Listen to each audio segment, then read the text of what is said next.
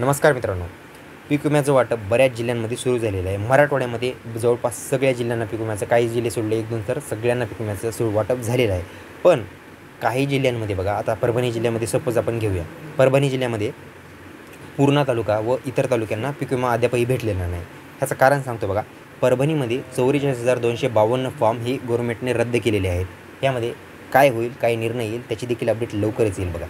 तर काही शेतकऱ्यांना जर परभणी जिल्ह्याचा जर कोणी व्ह्यूअर असेल, आत्ता जर व्हिडिओ बघत असेल, तर कृपया जर तुम्हाला रक्कम भेटली असल्यास कृपया कमेंट करा व तालुका व जिल्ह्याचं नाव देखील कमेंट करा. म्हणजे तुम्हाला बाकी जे तुमचे शेतकरी बांधव आहेत त्याला देखील मदत होऊन जाईल.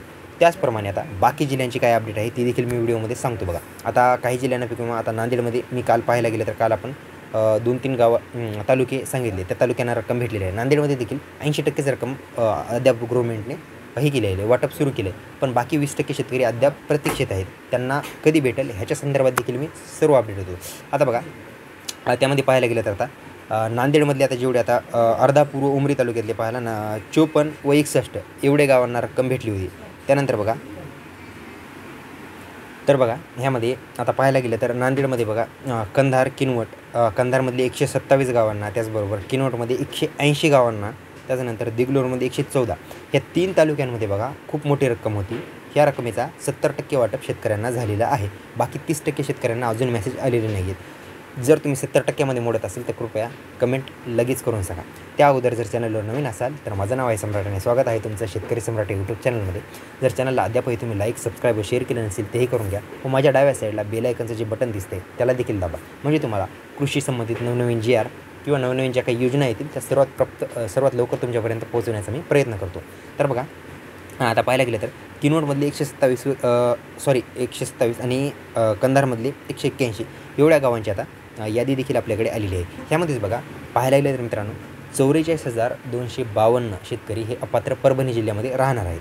तर परभणी जिल्ह्यामधले बघा, जेवढी अपात्र जिल्ह्यांची जी काही यादी येईल ती लवकरच 1 ते 2 दिवसामध्ये ती देखील आपल्याकडे येऊन जाईल. म्हणजे तेवढ्या शेतकऱ्यांची जर ती यादीची जर PDF डायरेक्ट आली तर ती देखील सांगेल, किंवा जसं शक्य होईल तसा मी तुम्हाला प्रयत्न करून देईल, किंवा तुम्हाला ड्राईव्हचं जे हे असते, फोल्डर असते, त्याची लिंक देखील डिस्क्रिप्शनमध्ये मी होईल तेवढं लवकर प्राप्त करून जर भेटली मला तर ती देखील देऊन टाकेल. तर बघा, आणि ह्यामध्ये बघा आता पश्चिम महाराष्ट्रामध्ये व यवतमाळमध्ये काही जिल्ह्यांना अद्याप वाटप झाले नाही आहे. म्हणजे अकोल्यामध्ये व अमरावतीला या दोन्ही जिल्ह्यांना देखील अद्याप पीक विम्याच्या लाभापासून तिथले देखील शेतकरी वंचित आहेत. त्यांना देखील अद्याप रक्कम ही भेटलेली नाही आहे. तर बघा, आणि सर्वात ह्यानंतर महत्त्वाचा मुद्दा बघा, आता नांदेडचे शेतकरी म्हणत होते की बाबा आम्हाला हे गाव आमचा, आता मागच्या व्हिडिओमध्ये काही नांदेडच्या शेतकऱ्यांना रक्कम कमी प्राप्त झाली. ह्याचं काय कारण आहे? तर बघा, अमरावती व अकोल्याला अद्याप वाटप झालेलं नाही आहे. त्यांची काय डेट आलेली आहे ती देखील मी सांगतो आहे. आता महत्त्वाच्या काही अपडेट सांगतो आहे तुम्हाला, त्या लवकरात लवकर तुम्ही आता हे करून घ्या. आता बघा, पाहायला गेलं तर आता कंधार, किनवट, देगलूर, धर्माबाद, नांदेड, त्यानंतर नायगाव, बिलोली, भोकर नंतर माहूर, मुदखेड, लोहा, हदगाव आणि हिमायतनगर एवढ्या गावांची पात्र, ज्या गावांना पीक विम्याची रक्कम प्राप्त झालेली आहे अशा गावांची देखील मी आता नावे सांगतो आहे. याचबरोबर बघा, आता मी नावे सांगून देखील जर तुमचं हे आलेलं नसेल तर कृपया तुम्हाला रक्कम ही दुसऱ्या टप्प्यात भेटू शकते. तो टप्पा कधी येईल त्याची देखील तुम्हाला अपडेट सांगतो. त्या अगोदर आता आपण कंधार तालुका, किनवट, देगलूर एक करून सगळे गावांची आता आपण यादी कंटिन्यू करूया. आता बघा, कंधार तालुक्यामधले 127 गावं आहेत. आता त्यामध्ये बघा, आनंदवाडीला पीक विमा भेटला, त्यानंतर आळेगावला देखील भेटला, त्याचबरोबर इमामवाडीला भेटला आहे, त्यानंतर उस्माननगर भेटला, त्यानंतर कटळंबा, करताळा,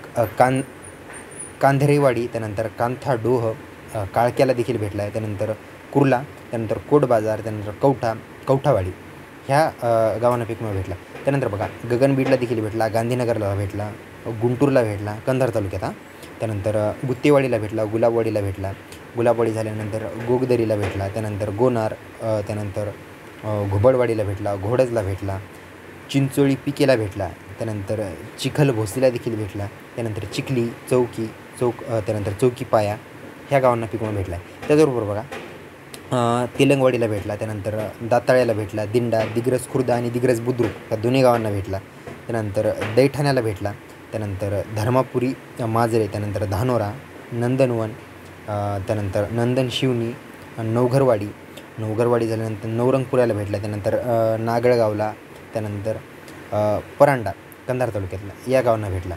त्याचबरोबर बघा, पांगऱ्याला देखील भेटला. आता पांगरा पूर्णा तालुक्यामध्ये देखील येतो, तिथे पीक विमा भेटलेला नाही आहे. तिथले ॲप्लिकेशन हे रद्द बऱ्यापैकी 70-80% ॲप्लिकेशन रद्द झालेली आहेत. सर्वात जास्त संख्या परभणीमध्ये पाहायला गेलं तर पूर्णाच्या आसपासच्या गावांची आहे. तिथलं कोणी जर बघत असेल कृपया नोट करा.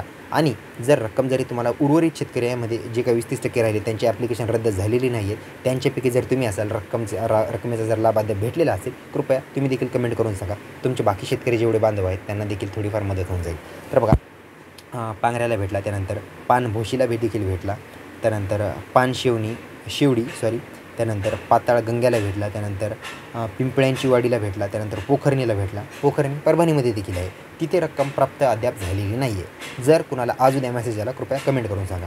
त्यानंतर फुलवळला भेटला, बलंतवाडीला भेटला, त्यानंतर बाचोटी, बाबुळगाव, बामणी, पेके, बारूळ, बिंदा, विजयवाडी, त्यानंतर बोरी खुर्द, बोरी बुद्रुक, ब्राह्मणवाडी देखील परभणीमध्ये आहे. तिथे पीक विम्याची रक्कम बहुतेक भेटली आहे. कन्फर्म अद्याप आलेली नाही, कारण कुठल्या शेतकऱ्याचा अद्याप मेसेज व कमेंट आलेली नाही आहे ब्राह्मणगावची.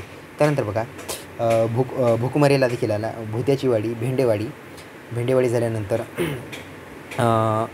महालिंगी, मांगनळी, माजेरवट, त्यानंतर मानसपुरी, मारशिवनी, त्यानंतर मोहिजा या गावांना पीक विमा भेटला. मित्रांनो, जर माझ्या आसपासचा जर तुम्हाला थोडासा आवाज येत असेल तर थोडं ॲडजस्ट करा, कारण माझ्या आजूबाजूला इमारतीचं काम सुरू आहे. त्यानंतर बघा, येळूरला भेटला, त्यानंतर रुई, रहाटी, त्यानंतर राऊतखेडा.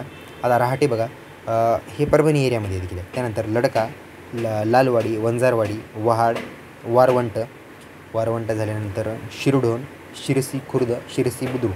त्याचबरोबर बघा, शेकापूर, शेल्लाळीवाडी, श्रीगणवाडी.